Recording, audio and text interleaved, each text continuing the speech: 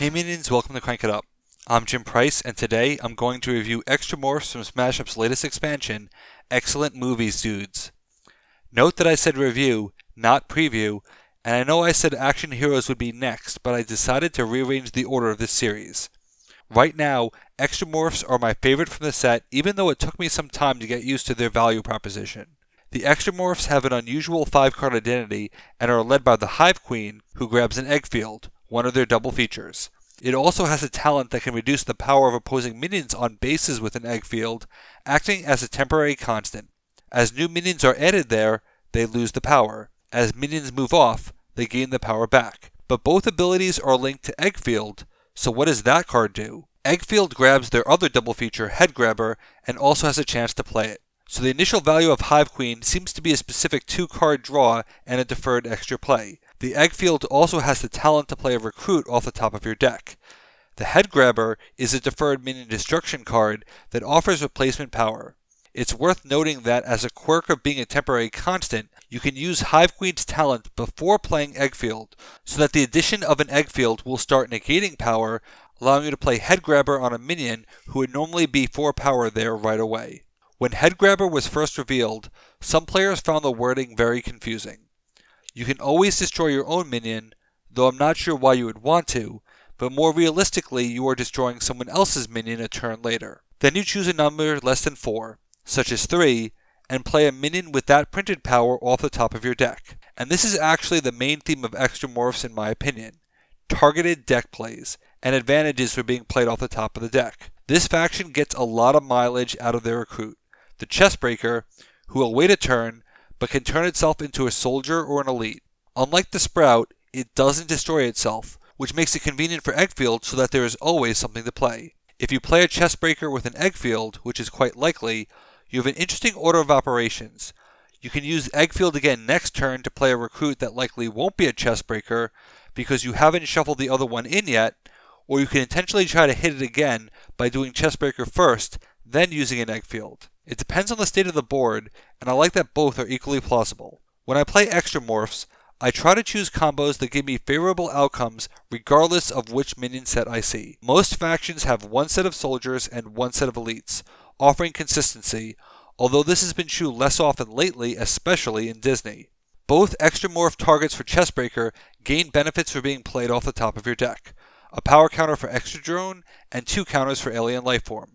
Extra Drone has the power to push away another player's minion and potentially follow it.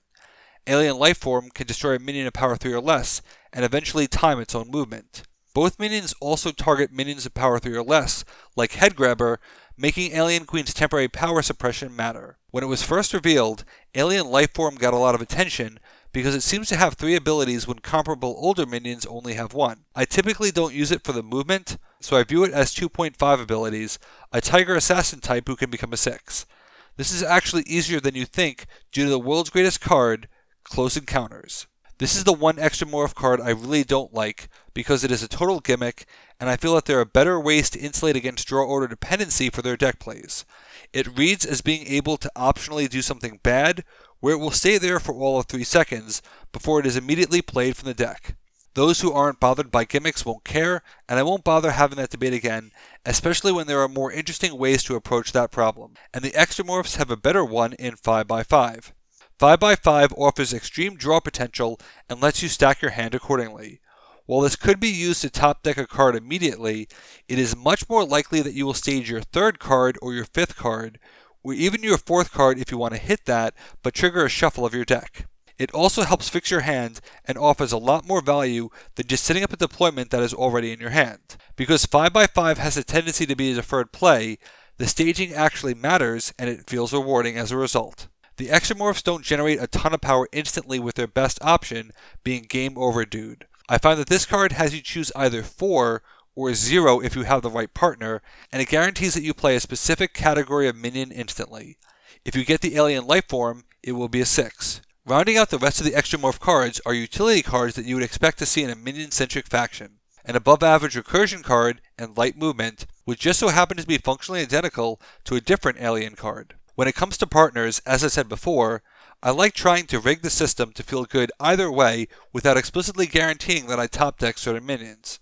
Chestbreaker is very reminiscent of Gelf, but searching is very powerful, and I like that it approximates Gelf, trading quantity of access for lighter certainty of getting what you want. But it also triggers top deck benefits, whereas Gelf does not.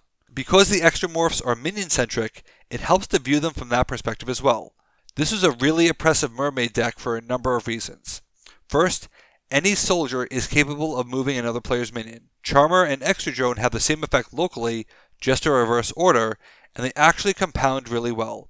A Charmer on base A can meet an Extra Drone and a rival minion on base B, with all of them going to base C for a great waste play. If you deploy an elite, you are almost guaranteed a C6 power because of all the rival movement. And no matter which minion you play on a deploy, you're going to get a good result. But there are a lot of micro synergies here as well. The temporary power depowering expires when you take control, making it Mermaid Queen friendly. The chest breakers are really good for Charmed because you can move them to reposition them. They lose the ability to grant power, but since they are leaving play anyway, that doesn't matter. You can chain captive audience before triggering Head Grabber to maximize your payoff.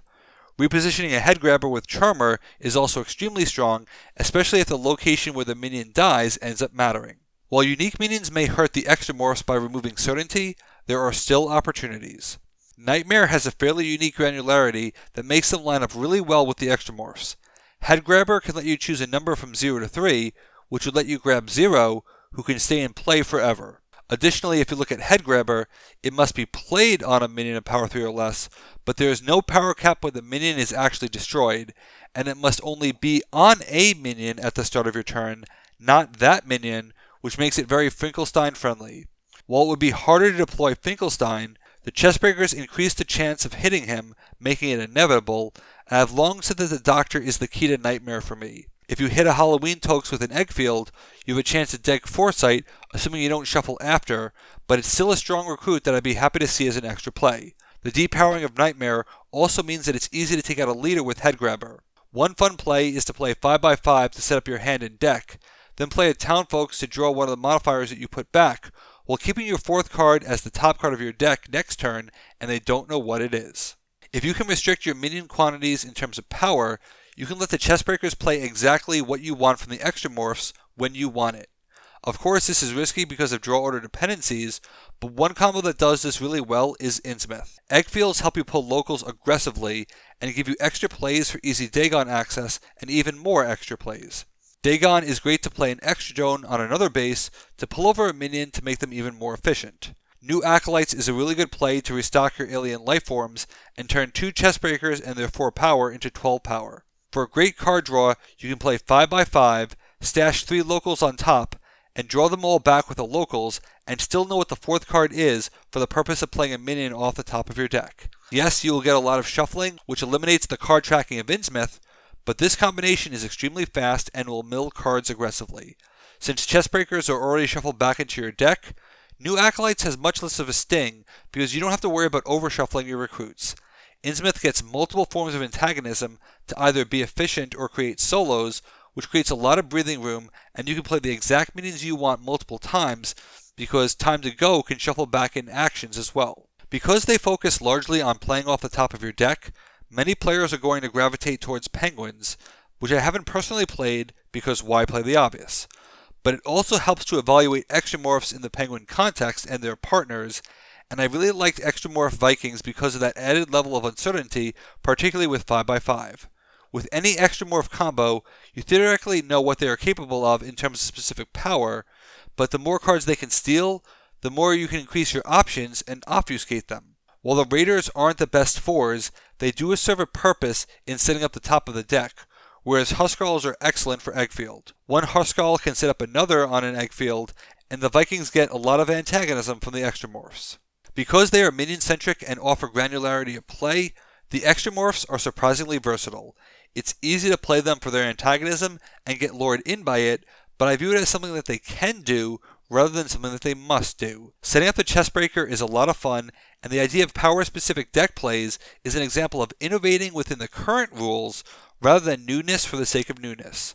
I think the Extramorphs are a good addition to the Smash Up lineup, and I believe they will be really popular. From a review perspective, they only have 2 cards that I don't like for them, including one card that I haven't shown that I would describe as theme over mechanics, but you will know it when you see it. There is a nice flow to their card progression, and I like that Hive Queen has a talent to allow for negative power negation strategies. They can feel really fast at times, but also methodical at others, which is a really nice balance. What do you think of the Extramorphs, and who will you try with them first? Let me know in the comments. Thanks for watching, be sure to like and subscribe. Let's shut it down.